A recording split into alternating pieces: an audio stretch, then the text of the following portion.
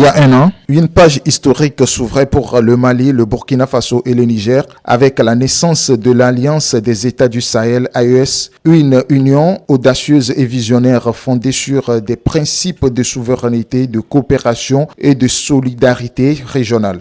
Par la présente charte, dénommée charte du Liptako-Gourma, les parties contractantes instituent entre elles l'Alliance des États du Sahel, en abrégé AES. Sous la direction éclairée des chefs d'État patriotes que sont le colonel Assimi Goïta du Mali, le capitaine Ibrahim Traoré du Burkina Faso et le général Abdoulaye Tiani du Niger, cette alliance est devenue en une seule année un modèle de résistance face aux défis régionaux et internationaux. En jetant les bases d'une indépendance totale, les leaders de l'AES ont prouvé que la volonté de liberté et de dignité peuvent transcender les difficultés. Dès ses débuts, l'AES a incarné un vent de renouveau dans la région sahélienne. En s'affranchissant des pressions extérieures et des influences étrangères, ces trois nations ont redéfini leur trajectoire commune, tournant résolument le dos à des modèles imposés pour embrasser une voie de développement propre en face avec les réalités et les aspirations de leur peuple. Si ces trois chefs d'État-là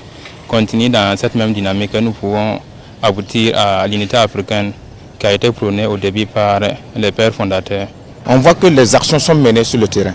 On sent que vraiment ça va. Leur rupture courageuse avec la CEDEAO a marqué un tournant dans l'histoire contemporaine du Sahel, soulignant leur désir de bâtir une alliance fondée sur les valeurs partagées de patriotisme, de résilience et de coopération panafricaine. Dans les jours qui suivent, il sera mis en circulation un nouveau passeport biométrique de l'AES dans le but d'harmoniser les documents de voyage dans notre espace commun et de faciliter la mobilité de nos citoyens à travers le monde.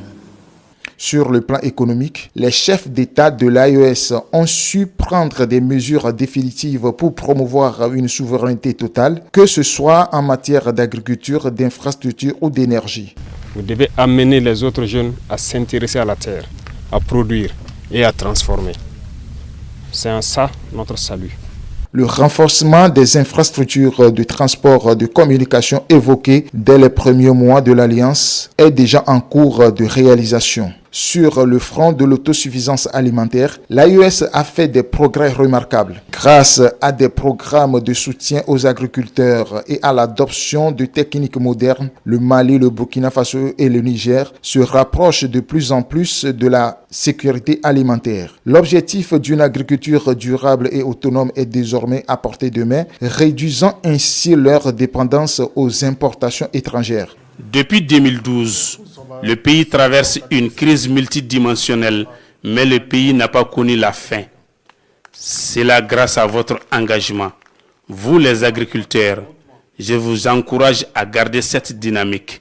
Le président de la transition dit toujours que le pays ne peut être souverain sans l'autosuffisance alimentaire. Les mesures prises en matière de défense et de sécurité méritent également d'être saluées. Conscients des menaces pesant sur la région, les dirigeants de l'AES ont multiplié les efforts pour renforcer la sécurité collective. La coopération militaire entre les trois États, via des initiatives telles que la mutualisation des ressources et des forces, a permis de contenir les défis sécurité djihadistes tout en affirmant une souveraineté renforcée sur leurs territoires respectifs. Contexte sociopolitique actuel, caractérisé par la recherche de la souveraineté de nos États, nous a amené à une communauté de destin.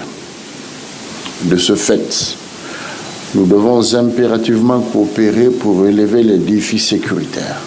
En ce premier anniversaire de l'AES, il est donc légitime de féliciter les chefs d'État pour leur leadership et leur vision. Assimi Goïta, Ibrahim Traoré et Abdourahmane Tiani ont su insuffler une dynamique nouvelle reposant sur la souveraineté, la solidarité, l'intégrité de leur nation. Grâce à leur détermination, l'AES est en train de devenir un exemple à suivre pour de nombreux autres pays africains qui aspirent à une indépendance réelle et durable.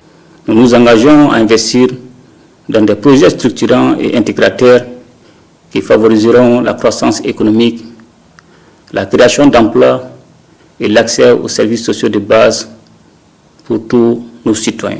l'avenir de l'AES s'annonce radieux. Avec une base solide posée lors de cette première année, les perspectives sont nombreuses. Renforcer l'intégration économique, promouvoir les échanges culturels et scientifiques et continuer à bâtir une communauté sahélienne résiliente face aux défis de notre époque. Ce premier anniversaire marque non seulement une réussite, mais aussi le point de départ d'une aventure prometteuse où les États du Sahel unis écriront leurs propres histoires libres